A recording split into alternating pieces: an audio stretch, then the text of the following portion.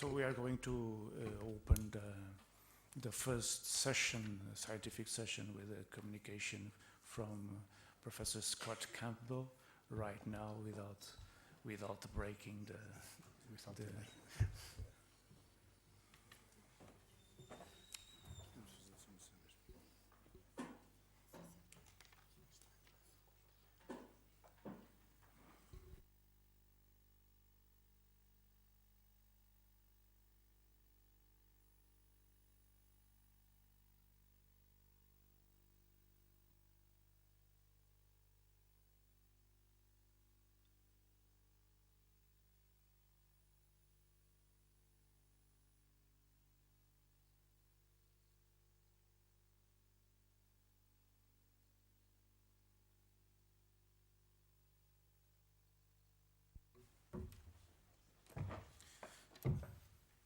While Professor Scott Campbell is preparing his presentation, I'm going to introduce him.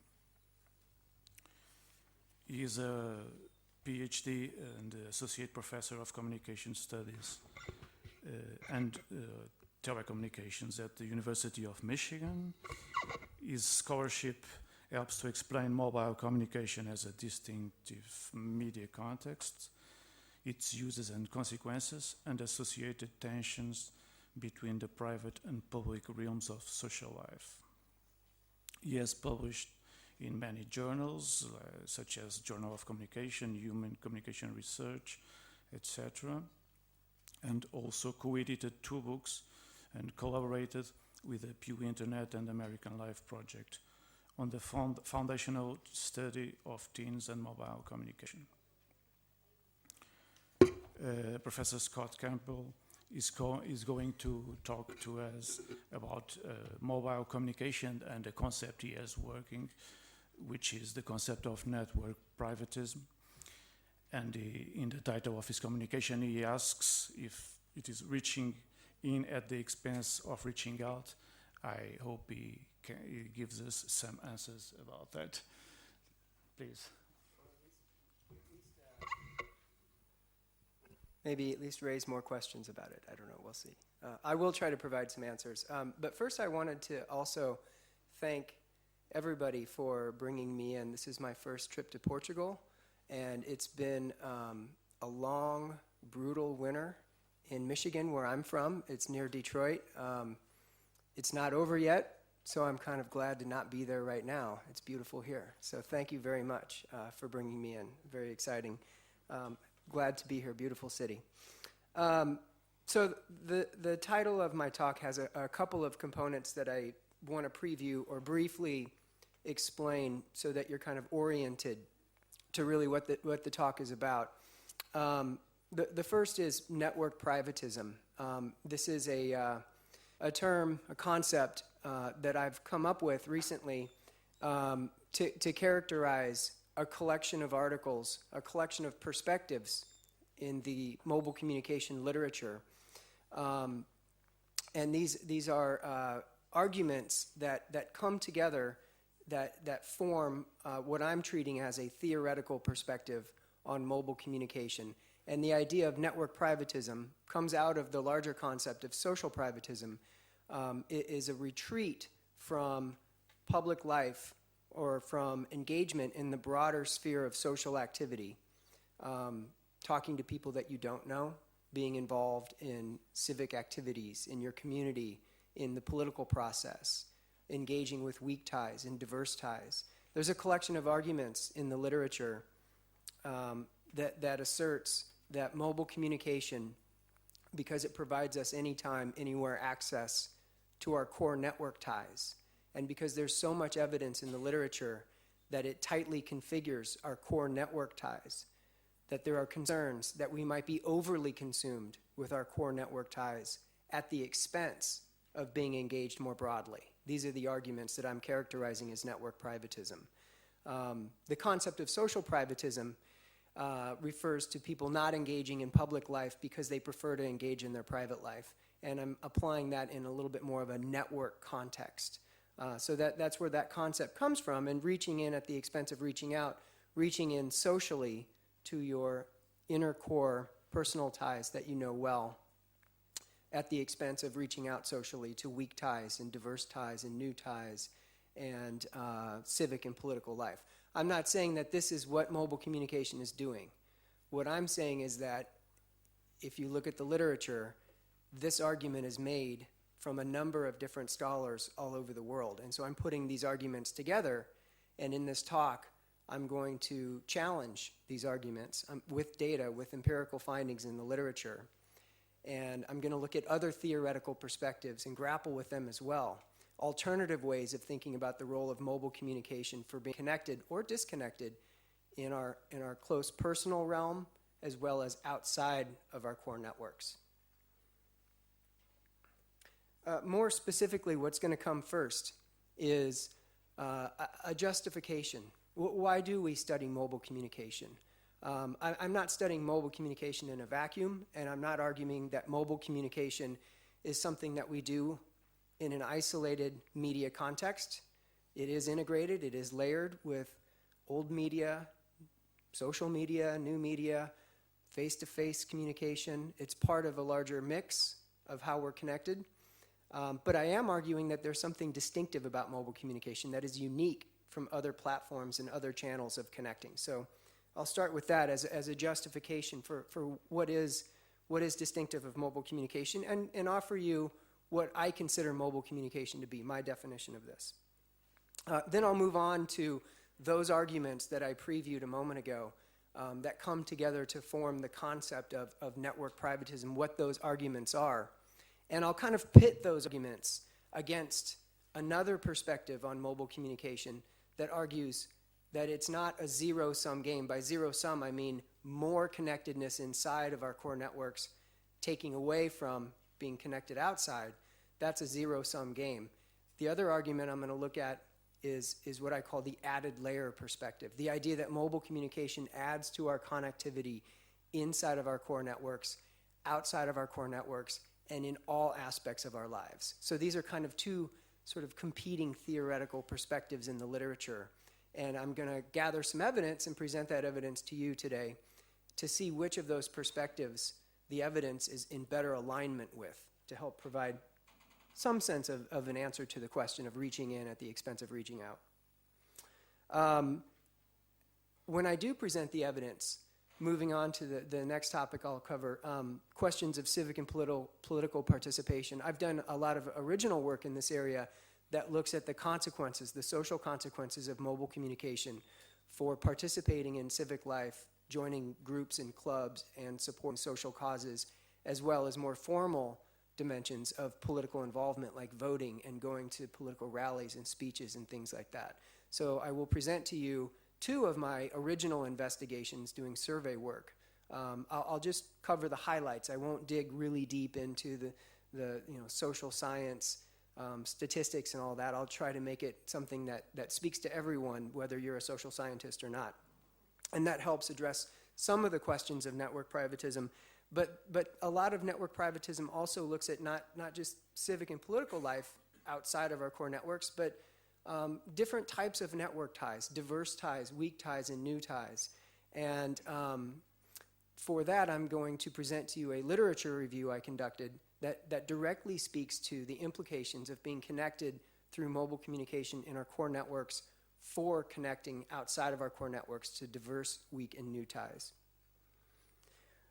With that, I'll sort of summarize and offer you what I think that the empirical evidence is aligned with in terms of network privatism versus added layer, those perspectives. But then I'm going to also introduce a third perspective because I don't think that either network privatism or added layer really quite adequately is adequately suited for explaining the consequences of mobile communication in everyday life. So there's a third theoretical perspective, which I call the embedded layer, that I'm going to end with and talk about some of the work that I'm doing to try to extend that perspective for understanding the role of mobile communication in everyday life. Okay, so to start, why mobile matters, what mobile communication is and why it matters. First of all, I want to point out that, and this is something that is very troubling to me in the literature, there's not a lot, in my opinion, of recognition about the distinction between mobile and portable, they kind of get lumped together into the concept of wireless.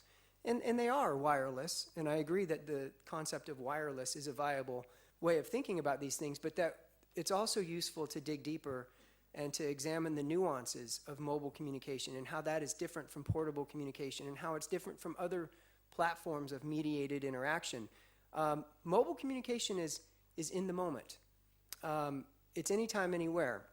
With portable, and it's portable, we carry our mobile devices around with us from place to place. That's portable. So laptops, for example, this. I have a tablet in here with a keyboard. I carry this around from place to place, but I use it through places. I don't use this anytime, anywhere. I'm not hung up on artifacts and devices.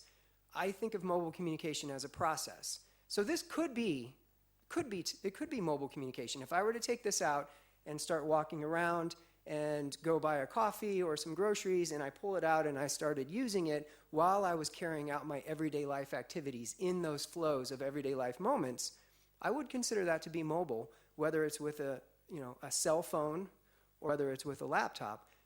But the point I'm trying to make is that if you carry something around with you and you require some kind of infrastructure, like a desk or a platform or a surface or maybe a Wi-Fi network, I consider that to be something that is different than truly mobile. Truly mobile is using it in the flows, right there in the moment of everyday life activity. So to me, mobile communication is a process.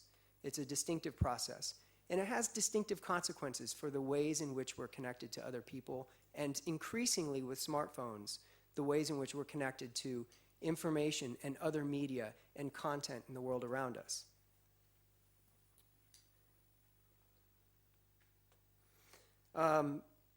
To cite some of my colleagues here, one of the things that's distinctive about mobile in this case is that the human being is the portal. We are the portals of communication. I'm sort of reappropriating some of the arguments to suit my own purposes here, so I hope you'll forgive me for that. But I like the idea of the human being as a communication portal. It's direct when we're talking about interpersonal. I know that's not the only way that we're using our mobile devices, but it is still one of the predominant ways. In an interpersonal context with other people, we're talking about direct person-to-person individual addressability. With portable communication and with fixed computers, you're not communicating directly with another person. You're communicating with them through a place. And that's an important distinction to me. Also, this challenges some of the boundaries between public and private life. Again, to reappropriate some of the concepts from my colleagues here, I like the notion of liquid, right? And so the boundaries between public and private are liquid. If you think about people in public spaces, the way that we reappropriate public spaces, as Castells would say, spaces of flows rather than traditional spaces of places, we give new meanings to those places. And mobile communication has facilitated this liquidity of the public and private boundaries in distinctive ways because of the possibility for connecting anytime, anywhere, in the moments of everyday life activity. Now, why is this important? Because it gives rise, in this, as my colleague Rich Ling has been writing about, it gives rise to distinctive expectations for accessibility to one another. This is one of the reasons why it's important. It more tightly configures our core networks. When you think about text messaging, as an example, you don't well, maybe things are different here, but from what I'm reading and from what I'm experiencing, people are not texting people they don't know very well. They're not texting people they don't know. Texting is something that they're doing with people that tend to be existing ties that they already have. And the idea that it's possible, and we don't always use our mobile phones or mobile devices in the flows of everyday life. I hope we don't. I mean, I hope that we're still enjoying our lunch with the co-present others and these things. But because it's possible, it gives rise to new expectations, heightened expectations for accessibility. The idea that you can activate that social link at any time because people have this device that makes them available to one another anytime, virtually anytime, anywhere, generates expectations for accessibility in ways that other communication platforms don't. I think that social media, and which you can do through a mobile phone or other types of computer technology, but I just think that other channels, other platforms of connecting with people, they may also generate expectations of accessibility, but not in the moment, not in the way that mobile communication does. So this is a point I'll return to a little bit later in the talk. The bottom line here is that I believe that mobile communication is distinctive from other platforms of communication, and that it has distinctive implications for our connectivity with our core network ties, who we tend to use it with in an interpersonal context the most, and that can also give rise to questions, if not tensions, the extent to which we're connected outside of our core networks, which I'm going to turn to next in the literature. One other thing about mobile communication that's distinctive, by the way, that kind of plays into this, is that it's pretty ubiquitous. We've never seen another communication technology become so quickly and so widely diffused globally as mobile communication. Here's a quick illustration of that. Just pulling some data from the International Telecommunication Union and comparing it to some other things like the internet in general, fixed phones. If you even just look at the developing world, developing societies in certain parts of Africa, certain parts of Latin America, Asia, and Southeast Asia, in developing societies, the gap between mobile owners and non-owners is notably smaller than the gap between owners and non-owners of other types of media, including computers and TV and internet access in general. Right? And so what I'm saying is that not quite everybody, but almost everybody's got a mobile device, if not more than one mobile device sometimes. And because you know everybody's got it, everybody does have it, and you know that it's possible, not that we always do it, but that it's possible to use it in the flows of everyday life activity, that it generates new expectations for accessibility, and that it tightens the flows of communication and the bonds within our core networks. I just want to say, if anybody would like me to clarify anything along the way, don't feel like you're interrupting me. If you want to raise your hand and ask me, what do you mean by this? I'm happy to clarify anything. Okay, so I'm going to move on to talk a little bit about network privatism as a perspective that I recognize in the literature. And just as I said before, the general idea of network privatism is that people are so plugged in to their inner realm of core ties, the people that they know well, their loved ones, their close friends, their family members, their romantic partners, the idea that they're not as connected, they don't have as much time to communicate outside of their core networks because of all the communication that's happening inside of their core networks. Again, I'm not saying this is the case, I'm saying this is an argument in the literature, and this is where we see this argument, is with, in particular, with these particular scholars, some of whom I'm sure that some of you know. Christian Lecope, I want to say first, with his concept of connected presence, it actually is not arguing that we're not connected outside of our core networks. It's just laying the foundation that these other scholars are building from. So I wanted to acknowledge connected presence. Christian Lecope, early on, this is one of the foundational pieces that theorized what it is about mobile communication that's distinctive here. He identifies in connected presence two modes of telephonic interaction. One mode is what he calls the conversational mode. And this is what we think of with the traditional good old-fashioned landline phone. This is where people have long, extended conversations with one another about important matters or to maintain their relationships and catch up. These are longer conversations, and so sometimes they're sort of scheduled because you're tethered. You're tethered to your place because it's not wireless, it's not mobile.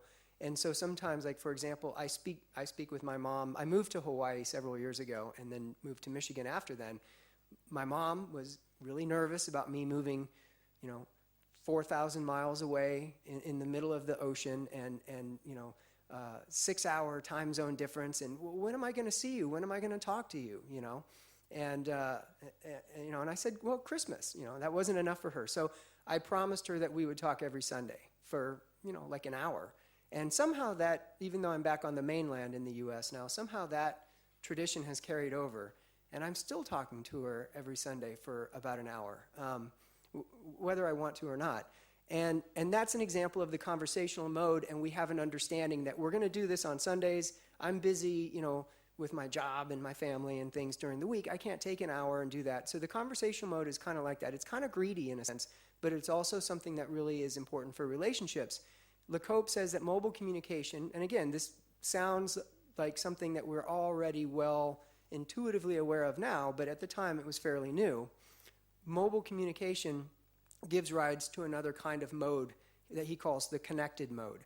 And the connected mode is not so much about the content of the interaction, not so much about the things, the content of what we have to say to one another. It's more about the process of just checking in once in a while. So if you think about short calls, but oftentimes it's really texting or other forms now through apps and things of messaging, but short, frequent check-ins.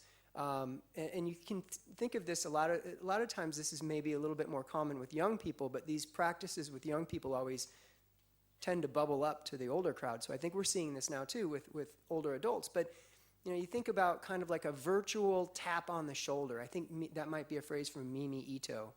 And the idea that you're just checking in, you might even just say on your text, you might just say, hey, and that doesn't mean anything, right? And then they say, hey, back, or something meaningless messages. The meaning comes through the symbolic, the symbolism of the action. You're letting that person know that you're thinking of them, you're reaffirming that bond. You may not have anything important to say, but these frequent and short flows of interaction help keep the core network intact through the connected mode. So LeCope is laying the groundwork for understanding how it is that mobile communication tightens our core network bonds here. He's not really speaking to the idea of taking away from other interaction, but Ling does. So Ling is explicitly building on with his concept of bounded solidarity in his 2008 book, New Tech, New Ties. Ling is explicitly building on LeCope's connected presence. One of the things Ling is interested in doing with his project here is identifying the mechanisms through which connected presence translates into tightening the bonds among core ties. And Rich Ling sort of points the finger at ritual interaction and says that there are ritualized elements of these frequent check-ins that people do with their mobile devices, anytime, anywhere, checking in with their core networks. He points to a number of areas where we see ritual, like with romantic partners, the goodnight text, right? That's a ritual, he says, that tightens those core ties. The content of the message may not be that important. It might just be one word, night. But it's meaningful. It's symbolically meaningful to the relationship. So you think about the exception when it doesn't happen. One of the partners fails to send the goodnight text. Then you really see why it's important and how it's important. You're breaking that pattern. You're breaking that ritual. And he says there are other, I'm not going to go into the whole thing, but there are other ways in which we enact these rituals through mobile devices in distinctive ways. Humor, even the abbreviations and the special characters that people use when they're messaging one another have ritualized symbolic meaning. And so that's the mechanism, he says, that creates a greater sense of solidarity, or as he says, social cohesion amongst core ties. But Ling takes it a step further than LeCope. Ling is saying that we are so configured inside the core realm of our core networks that it could be troubling the extent to which we are connected outside of our core networks. And this is where we start getting into the conversation of a zero-sum game of network privatism, or reaching in socially at the expense of reaching out. I'm just going to give you a quote from Ling that illustrates this perspective. Here's the quote. "We see that there is a tightening in the individual social network that augurs against those who are marginally known to us and in favor of those who are familiar. That is, perhaps we are seeing the development of bounded solidarity, the potential for the clique to be so focused on its own interactions that the so-called weak link connections are neglected." Does that make sense? Okay, good.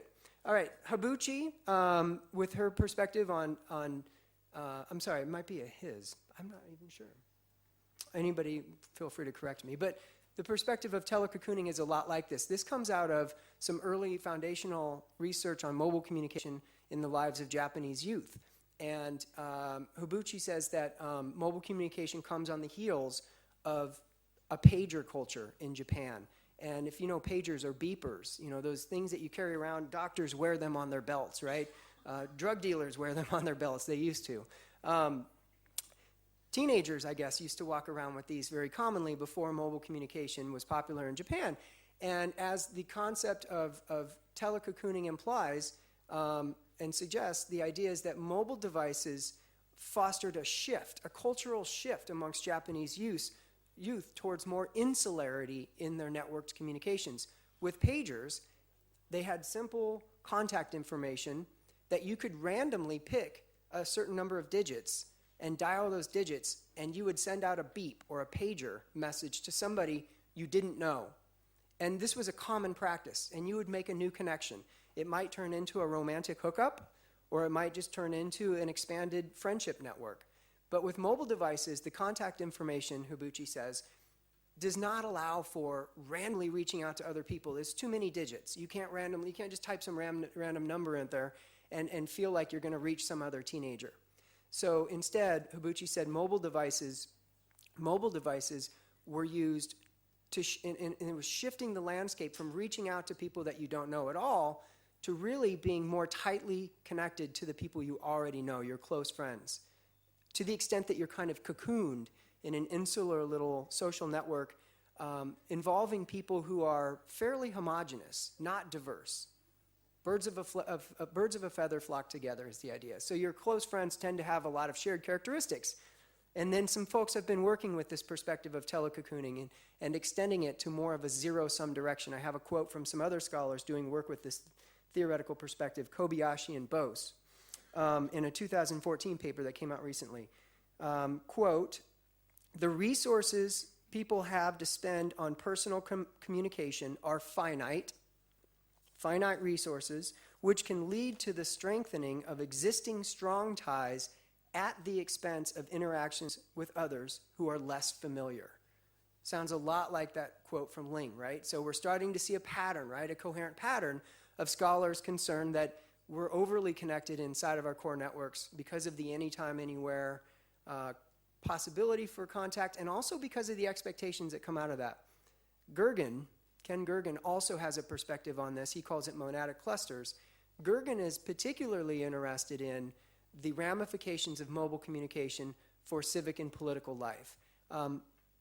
Just a preview, I'm going to unpack this one a little bit more visually with a model in a moment, but just to preview, the argument that Gergen's making is that increasingly the structure of civil society is moving away from autonomous individuals, maybe going to town hall meetings and participating in civic and community affairs as an individual, more towards these little clusters of enclaves, and that mobile communication is creating a new environment in which our civic and political discourse takes place. And that what's happening is we're not as engaged with people outside of our core networks talking about politics and civics, but instead we're having these conversations with our core ties through texting, through calling. And you may not think of mobile communication as an explicitly political device in that sense. We do think of it as political in the sense of organizing protests and things. But in terms of the mundane, again, my concern is with everyday life.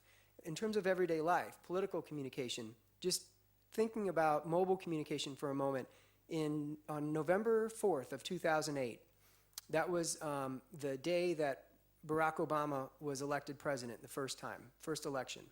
There was a record-breaking spike in text messaging in the United States all day long and throughout the night.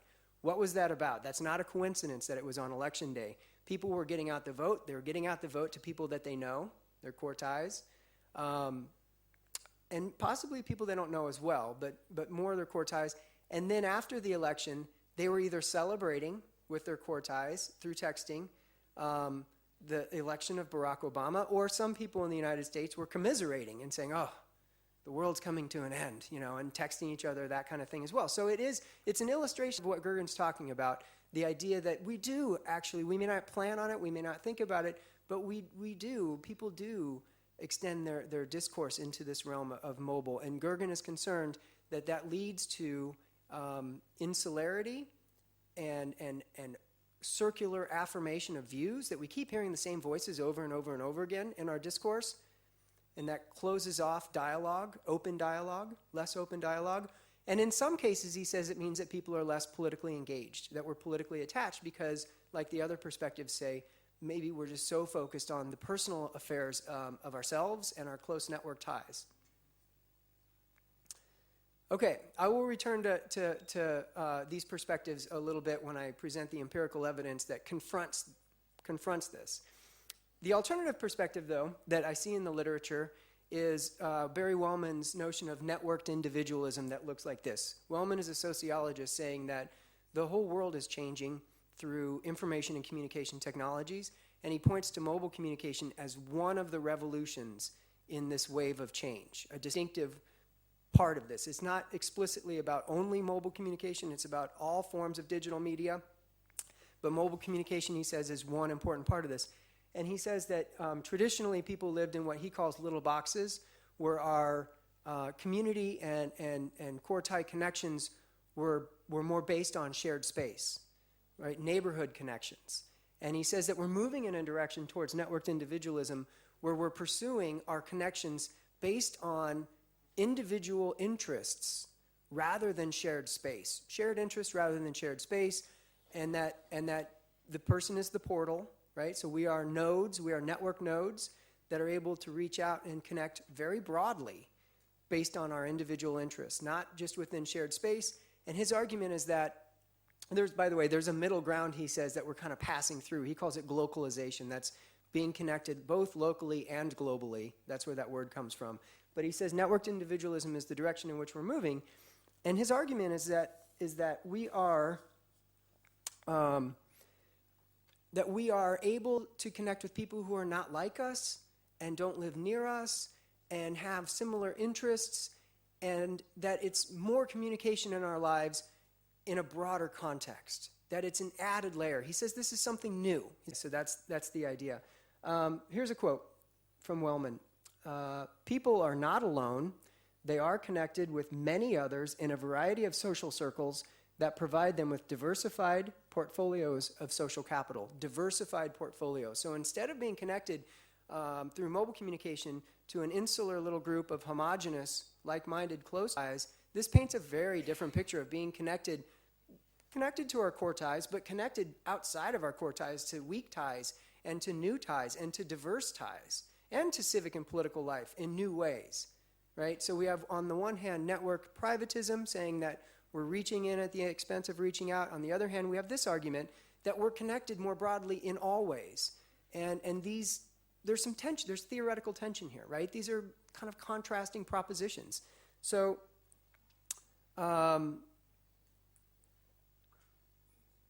what I want to do is take a look at the evidence that's available, the empirical evidence that's available, and see how it lines up with these different perspectives. I call this confronting theory with empirical findings. And these are the two perspectives that I just mapped out, right? These are the two ways that I'm going to do this. First, I'm going to talk about two original studies that I did using survey research that directly test Gergen's theory of monadic clusters and civic and political detachment and closed dialogue. And then next, I'm going to talk about a literature review that directly addresses questions of engagement with diverse ties, weak ties, and new ties. Okay, this is Gergen's model. It's basically, I think it's the best way to think about this is perhaps as a recipe, and that these are the ingredients. Staying in constant contact with your core ties through mobile communication is one of the ingredients. Having a small enclave, a small number of core ties. Remember, the idea of communication being finite means that you can't have perpetual contact with everybody. The argument here is that you just wouldn't have time for it, right? You'd be constantly plugged in all the time. And drawing from sociological research, that our core ties tend to be like-minded, which, not exclusively. Of course, we have disagreements with our core ties, but the tendency is that they're more similar to you than people outside of your core network, and there's plenty of evidence for that. So you take those three things and you put them together, right? And he says that there are two trajectories. He argues that dialogic disruption, on the one hand, means that our civic and political discourse is being closed off, and it occurs in these small insular enclaves of like-minded core ties rather than having open deliberative discourse, especially with people you don't know well. Or, not and, but or, for some people, even becoming just unengaged politically, because you're so engaged in your personal life of your network members and what's going on your weekends and what people are going to wear, like an ideology that develops within the group, that little mundane daily life decisions have to be made collectively now because we can access each other anytime, anywhere. Okay, so I did a survey a longitudinal survey that directly tests this. I created items for those as variables. My outcome variables are political participation, and I use some very standard, from the political communication research, very standard measures of that. Dialogic disruption, I measured with items about, do you enjoy talking politics with people that you don't know, was one of them. So that's an attitude. I didn't have any findings for that attitude, so I'm not going to really be reviewing that. But I had another item, how often do you actually talk politics with people you don't know, right? And so the idea is that is open dialogue, talking politics with people you don't know. I do have some significant findings there. As far as my predictor variables are concerned, it's the recipe, okay? Using the mobile phone for political exchanges via voice, text, or any way through the device, through mobile communication, about political matters. And I did this during an election. It's a longitudinal survey, actually, just before and after the 2008 election, and then I collected some more data in 2010. So people were discussing politics a lot because an election was going on, but also the size of the group, because he says that having a small group is a problem, and the like-mindedness or the homogeneity, political homogeneity of the group. He says that this is also a problem when you mix that with mobile communication. And I controlled for a host of the usual suspects in terms of variables in political communication. Again, you can stop me if I'm giving you too broad of an overview. Multi-wave panel data that represents the U.S. adult population. About 1,000 people initially responded, 717 followed up for another wave so that we could make causal claims through longitudinal research. Here's what I found. Okay, this is going to be a little confusing, so let me just direct your attention to the top red dotted line first. That's a slight slope down. That slope down, okay, indicates slightly less political involvement, a slight degree of political detachment when you have small networks, low heterogeneity, that just means like-mindedness, forgive the language, like-minded, small networks, frequently in contact through mobile communication. A little bit of support for Gergen there, just a little bit, not much, a very slight decline. I don't lend too much to that decline. What I do notice is something that Gergen didn't talk about at all, and this is a surprising finding, a more dramatic increase in the pane below. One variable is changed. Instead of having small networks, highly connected through mobile with like-minded ties, these are large. When you have a large network that is in frequent contact through mobile communication, discussing politics and sharing information, and they're like-minded, much more dramatic increase in political participation than that little subtle decrease above. So what I interpret this finding as not a tremendous amount of support for Gergen's argument. The bigger story is more political participation in that particular context. And I can interpret the reason why, but for the sake of time, I just want you to see the finding. And then I have a very similar pattern for looking at dialogic disruption. The top panel, small networks, high mobile use, like-mindedness, right? It's flat. That red line is flat. That red line means there's no change in talking politics with people you don't know in that condition. But the bottom panel, the dotted red, again, dramatic increase in talking politics with people you don't know when you're highly plugged into your core networks that your core network ties are like-minded, and you have a large number of them. And again, I have reasons speculating on why this would be the case, but for now, we have very consistent evidence that Gergen's argument doesn't hold up very well, right? So that's civic and political involvement. Let me turn briefly to questions about zero-sum dynamics in engaging with weak ties, diverse ties, and new ties. That was civic and political, that part of being outside of your core network. Now, diverse ties, weak ties, and new ties. I'm not going to talk about these again, but the ideas of diverse ties, weak ties, and new ties explicitly and directly comes right out of those arguments. I didn't come up with those as variables: diversity, network diversity, new ties, connecting with new ties and weak ties. I got these from these arguments. And I did an exhaustive review of the literature looking for empirical studies that would directly speak to connecting with core ties through mobile communication and connecting with diverse, weak, and new ties outside of your core ties. There are 3 sets of findings in the literature review. When I started the literature review, I had 2 things in mind. I was looking for empirical findings that would support network privatism, right? That reaching in at the expense of reaching out.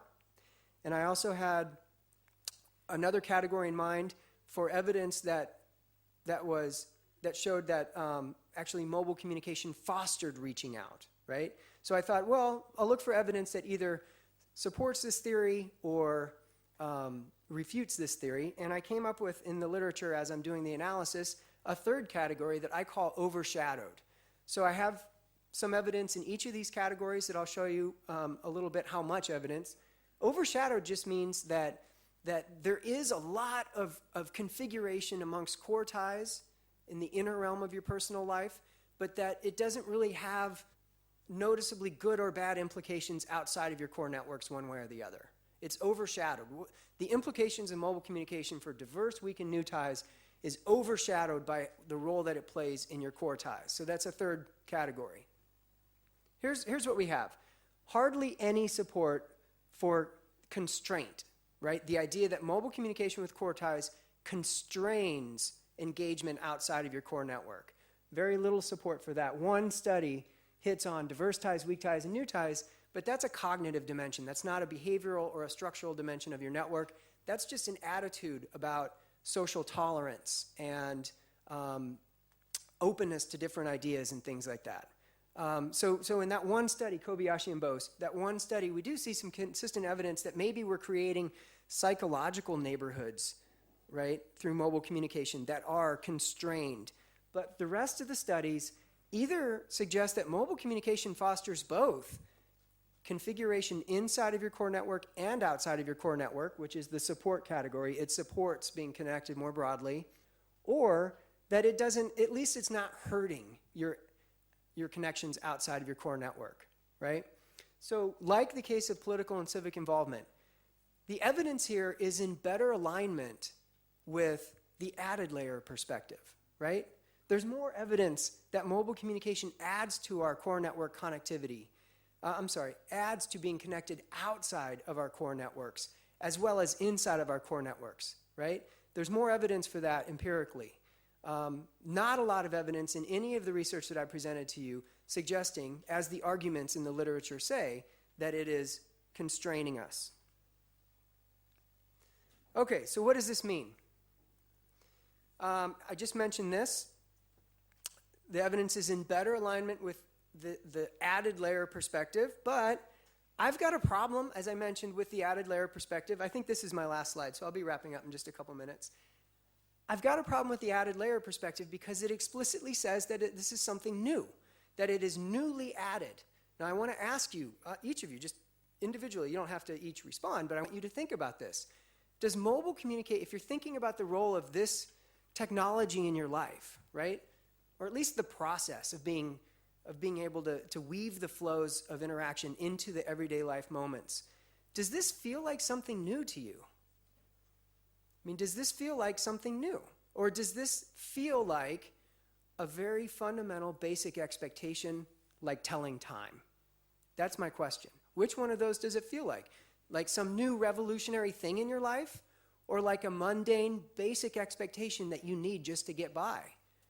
Well, if you're like everybody else that I talk to, it's the latter, right? That this isn't new. It doesn't feel new. And so it feels embedded, is what I'm saying. And my colleague Rich Ling makes this argument too, that this has now become embedded, that it's transitioned. Maybe in the late 1990s, this felt new to us. One time I got pulled over by a police officer because I blew through a red light in 1999. I had a mobile phone. I used to work for the mobile phone company. That's how I got interested in this before grad school. My sister called me on the mobile phone. I was like, whoa, I didn't, this was a new thing for me. I guess I answer it, right? I picked it up, I answered the call, and I missed the red light, and the police pulled me over. And I said, I'm sorry, officer, and I had the phone in my hand. I'm like, I got a phone call. And you know what? He just kind of looked at it, he chuckled, he didn't know what to make of the situation. He said, oh, okay, just be more careful, and he let me go, right? It was new. He didn't know what to do. It was a viable excuse for him, right? And for me, I don't do that anymore, but, sure, I'll take the call, So my point is that it's not like that anymore. Police are never going to take that as an excuse, right? I caught him off guard because it was new. It's not new. It's embedded. You're not a fully functioning member of society if you don't have a mobile device. It's embedded into the structure of society.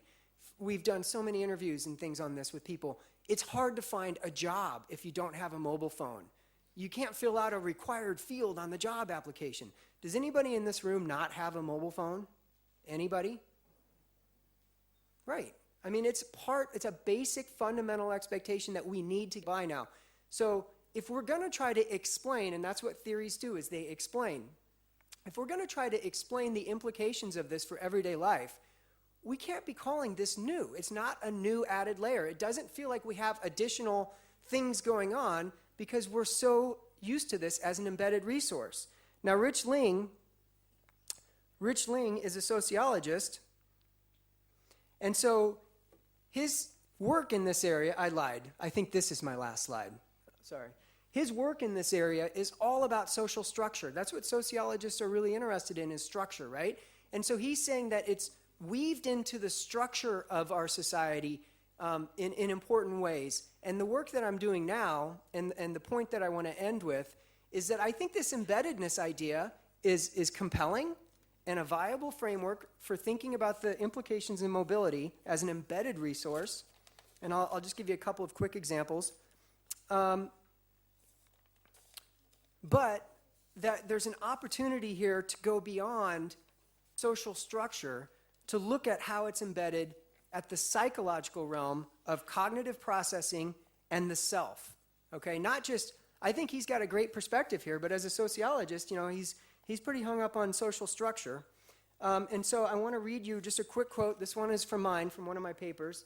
Mobile communication, just as mobile communication has shifted from a foreground artifact of attention, when it was new, it was on the forefront of our minds, as a foreground artifact of attention to an embedded part of social structure, so too has it shifted from the foreground to the background of cognitive processing. While this demonstrates a pattern of parallel movement across sociological and psychological fronts, mobile communication also intersects these two fronts in a chicken and egg cycle of mutual influence between social behavior and cognitive processing. It is this intersection between these two that calls for an interdisciplinary framework that bridges sociological and psychological streams of theory. Let me just give you one example of what I mean by this. Implications for for cognitive processing of mobile communication being embedded. I've done some work on texting while driving, okay? And what we found was that everybody was so far looking at trying to explain, why do people text and drive when they know it's dangerous? Your chances of an accident, by the way, go up 1,200% if you text and drive. We now know that. We didn't, but we do now. People are still doing it. Why? Most of the research is looking at conscious decision-making factors, right?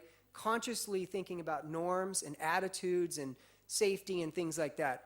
My graduate student and I took this embeddedness perspective and went from the level of social structure to the level of cognitive processing. And what we found was that people who didn't think explicitly very much about their mobile communication behaviors, in other words, people who had a habit, right? Like the phone beckons you, right? The phone beckons you, and not everybody's like this, but some people are. You automatically react to it. Some people have an emotional experience, or they see something funny in their environment. They automatically grab the phone. I once went to this place called a monkey jungle, where the humans were in the cage and the monkeys were outside of the cage. And we knew the owners of the monkey jungle, and they let us outside of the cage, and all the monkeys were jumping all over us. I mean, it was the weirdest experience in my life. Little spider monkeys all over me, just playing with my hair, eating peanuts out of my hand. It was great. I was with a group of 7. You know what happened the very first thing? Every single person pulled out their phone immediately to take pictures. That was what they had to, that's how they had to experience. They didn't even think about it. I did the same thing. We're not thinking about this anymore. That helps explain texting while driving. That helps explain a lot of what's going on in everyday life. We don't think about it as much. I'm not saying we're unconscious of our use. You think about phantom vibrations. Has anybody ever had a phantom vibration? You feel the device buzzing in your pocket, you check, it didn't buzz. What's that all about? That's about that cognitive connection. It's a heuristic connection. We have a cognitive shortcut to the technology. I think that this helps explain not only how we function in social structures, but also how we function in everyday life as individuals.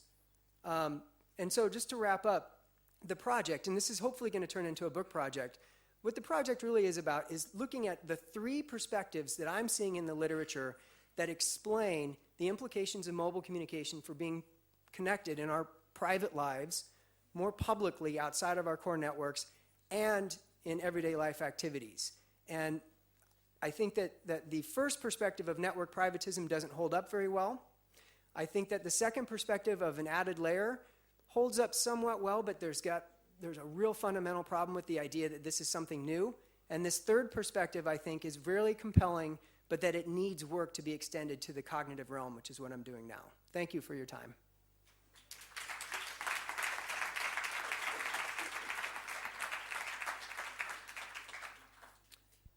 Should I take a seat or take questions? Okay. If you want to sit down, please. Okay. For some time of questionings and answers and comments. Take this out. Anyone that wants to put a question to Professor Scott Campbell, which I thank again for this brilliant talk.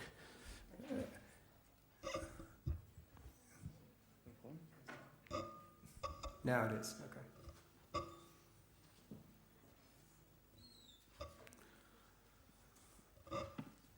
So there if no questions, I ask you again Gabby's got a sorry. question. Sorry, but it was a kind of thank you. Thank you very much for your talk. I really appreciate it.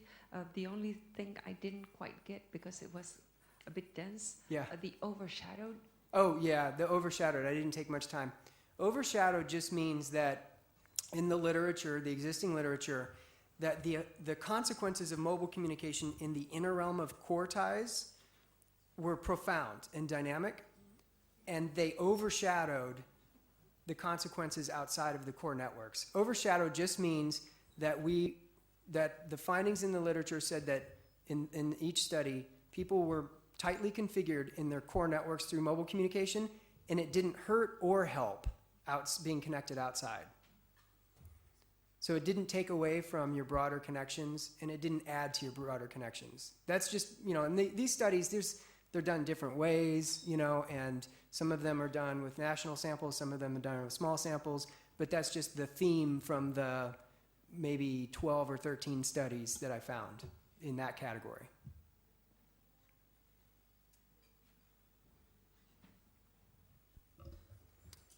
More questions?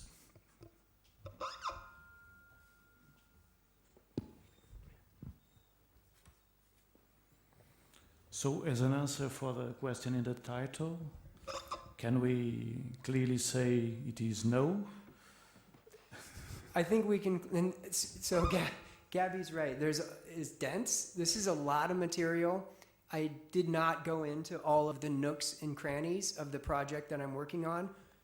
One of the nooks and crannies is that it depends. That's the thing. It depends. So, for example, I have a study that shows that if you use mobile devices in public settings to connect with your core ties, you're less likely to have a conversation with a stranger in public settings, right? that fits with network privatism, that one finding, right? In the exact same study, though, I look at different usage patterns. If you use it to get news and information in public settings, you're looking up news, getting information from it could be from news sources or from other people, you're significantly more likely to have a conversation with strangers in public because you have something relevant to talk to them about. So talking with your core ties or texting with your core ties or messaging with them about what you're going to wear that night, that's in no way germane to some stranger standing next to you in a coffee shop. But by definition, public affairs, getting news in public affairs, that's some shared material that is relevant, and you're more likely to talk to other people. So one of the things I'm going to stress in the book is it's not a yes and it's not a no. It depends. But speaking largely, looking at globally at the findings, these concerns about network privatism should not be a dominant theme, I don't think. I don't think it's a good theoretical perspective to apply in general when asking what the consequences of mobile communication are for social connectedness.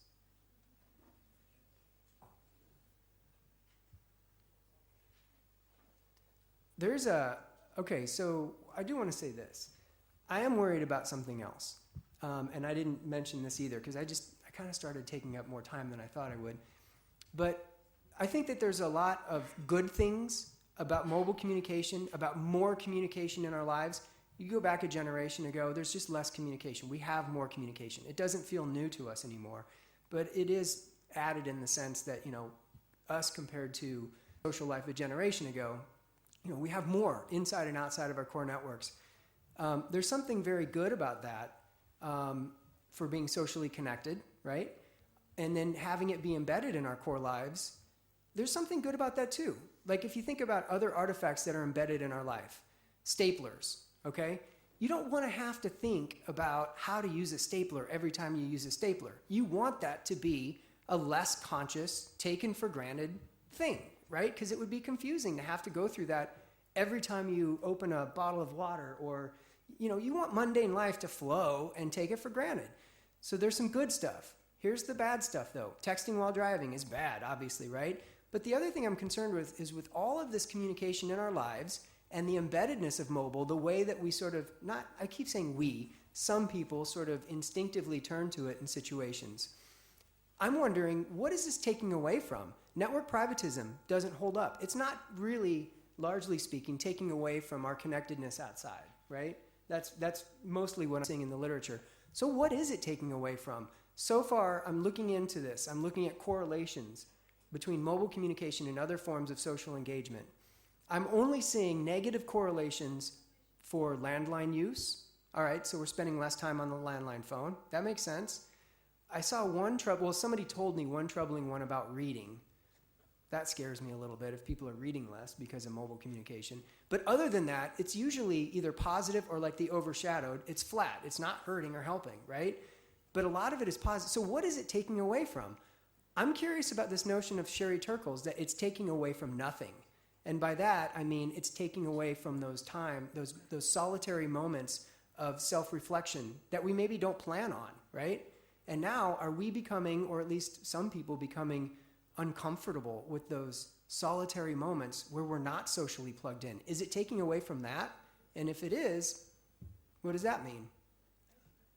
I thought it might generate some reactions. I thought if I threw that out, I'd get something, so.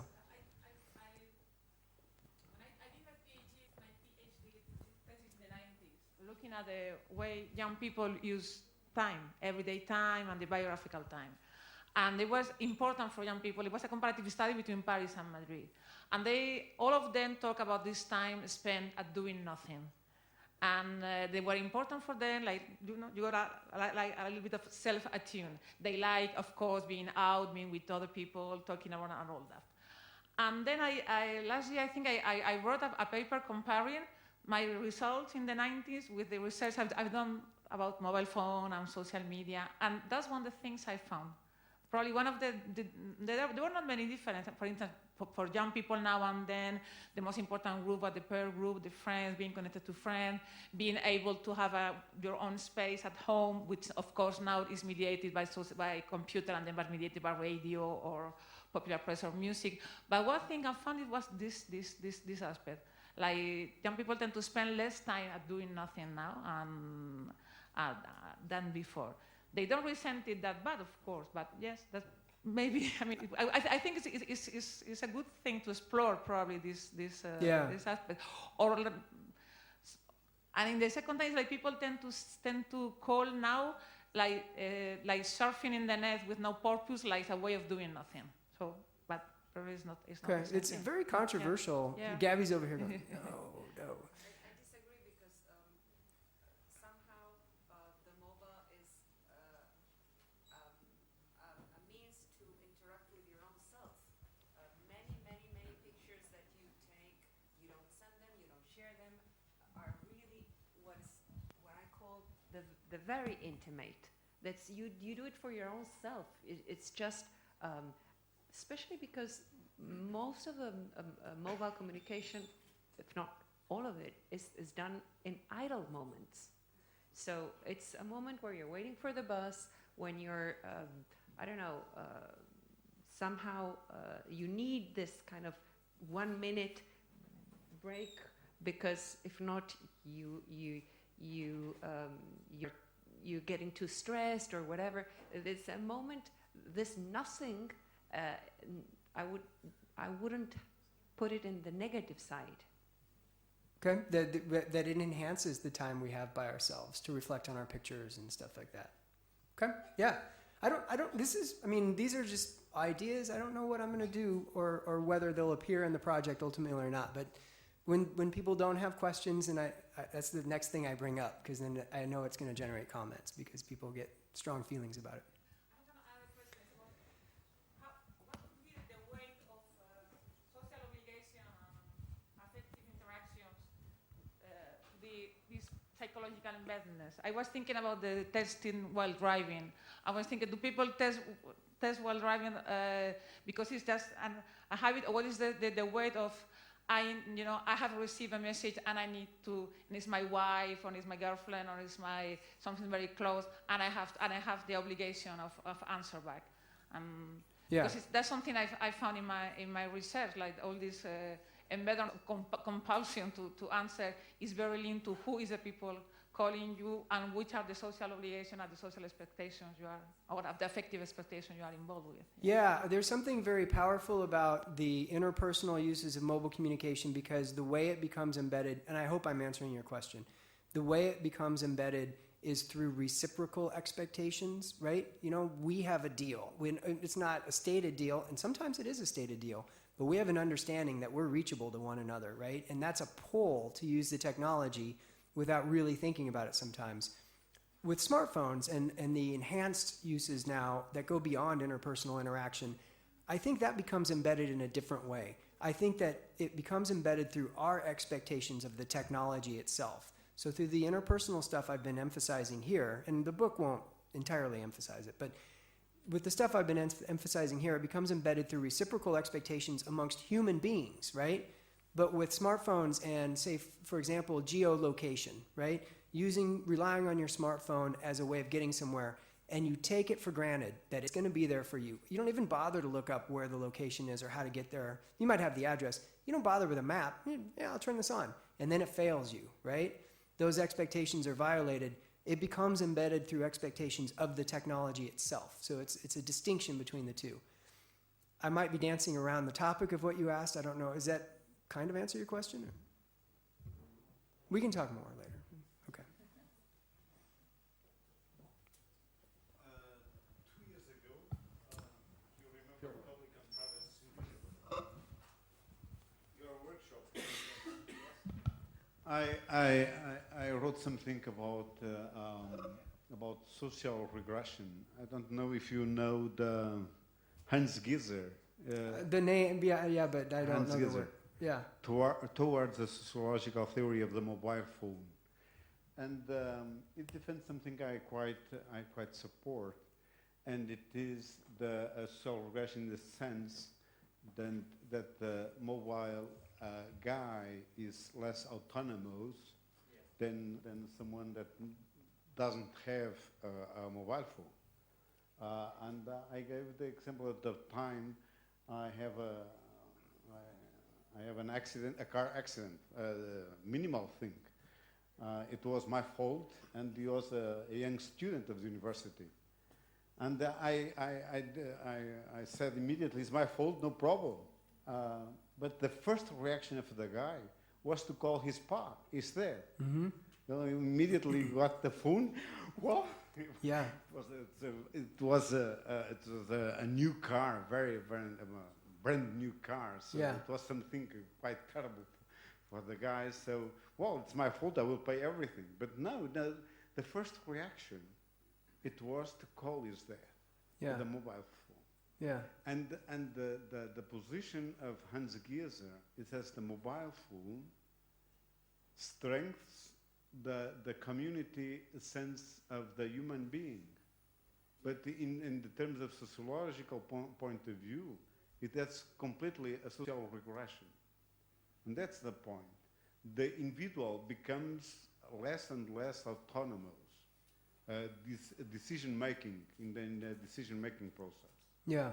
And in that sense, I think that the mobile phone has this cocooning effect. Mm-hmm. I don't know. Yeah, I think that makes sense. It's interesting because, I mean, we had talked a little bit about Castells earlier, and Castells points to makes the opposite and says, well, this is all about individual autonomy and we can do whatever we want.